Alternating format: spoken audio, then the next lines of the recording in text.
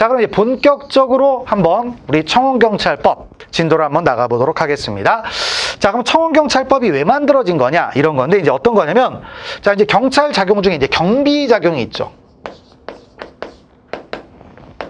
경찰 작용 중에 이제 뭐가 있다? 이제 경비라는 게 있습니다. 그러니까 경비는 이제 어떤 국가의 중요 시설 이런 것들을 뭐 하는 거예요? 자체적으로 이제 경비를 해야 되겠죠. 보호를 해야 될 거 아니에요. 근데 이걸 경비, 즉 이제 경찰 작용을 통해서 모든 걸 다 할 수가 없다 이거죠. 그래서 바로 이제 경비가 자 이제 과거에는 어떻게 되느냐? 이제 관주도였어요.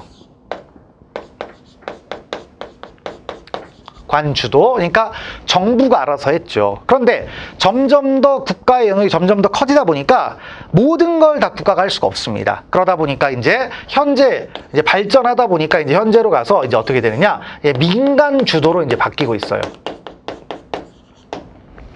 자, 그래서 우리나라는 뭐 그런 현상이 잘 나타나지 않지만 뭐 미국 같은 경우는 민간 군사 기업도 있죠, 심지어는.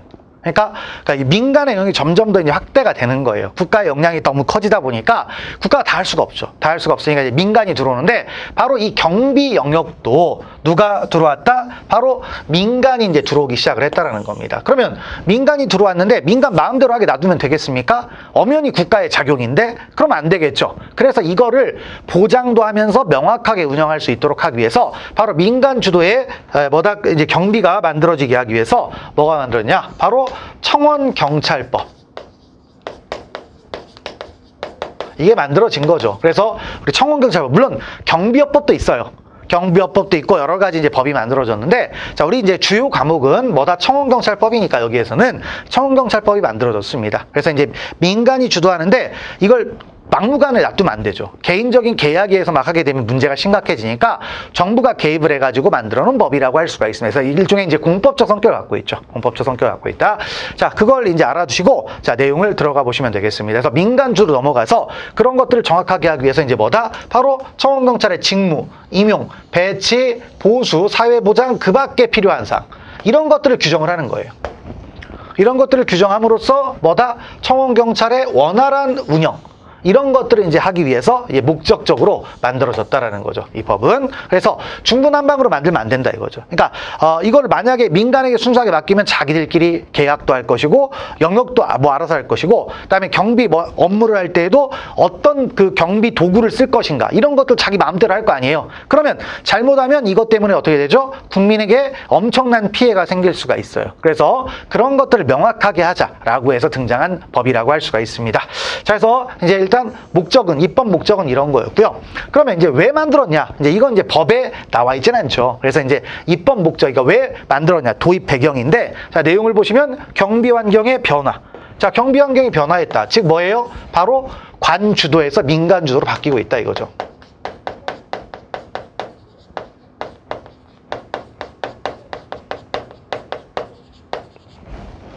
이게 된 거예요. 자, 그래서 한번 읽어보시면 자신의 직장은 스스로가 지킨다는 자위적 방범 사상을 기반으로 분단 국가에서 초래되는 안보상 위협과 국제 테러 위협으로부터 국가기관 및 기타 중요 시설 등을 보호하겠다.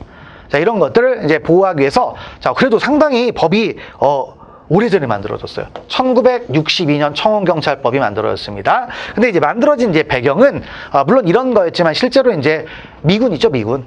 미군들이 이제 경비 뭐다 이제 부대가 들어와서 부대 경비를 맡기는 거예요. 근데 부대 경비를 민간에게 이제 맡겼는데 그게 바로 민간 경비의 시작이라고 보시면 되겠습니다. 자, 그래서 일단 경비 환경 이런 얘기였고요. 그래서 이제 청원경찰제도, 그래서 분화 있죠, 여기가 등장하는 건데, 청원경찰제도의 도입으로 기존의 경찰 및 군부대에서 전담. 그러니까 바로 기존에는 누가 전담했어요? 기존에 뭐다? 요게 있죠. 그러니까 지금 이게 뭡니까? 관주도죠. 그리고 국가 주요기관의 경비 일부를 청원경찰이 담당하게 됨으로써 민간 경비가 정착하는 계기가 됐다. 그래서 바로 민간주도. 이런 것들이 이제 만들어졌다라는 겁니다. 취지는 일단 이런 것이 되겠고요. 자, 그럼 이제 청원경찰 관련법 해가지고 뭐 여러 가지 법이 있겠죠. 근데 가장 모법은 뭐가 되겠습니까? 바로 청원경찰 뭐가 된다? 법이 되는 겁니다. 법률이죠, 법률. 근데 이미 얘기했지만 법률만 있습니까? 아니죠. 그래서 시행령도 있겠죠. 시행령도 있겠고, 그 다음 뭐 또 있다?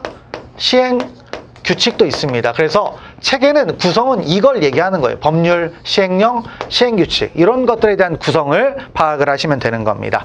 자, 그래서 이제 제정 1962년에 일단 만들어졌다. 그리고 당연히 환경이 바뀜에 따라서 계속해서 바뀌는 거죠. 그래서 법 개정에서 가장 최근은 2022년도에 개정이 됐습니다. 2022년도. 그래서 이 법의 체계라고 볼 수가 있겠죠. 그 다음에 이제 법의 목차네요. 목적, 정의, 청원경찰의 직무, 청원경찰의 배치, 그 다음에 청원경찰의 임용, 그 다음에 청원경찰의 징계, 청원경찰 경비, 보상금, 퇴직금, 뭐 제복 착용과 무기유대, 감독, 그 다음에 쟁의행위의 금지 이런 것들이 있습니다.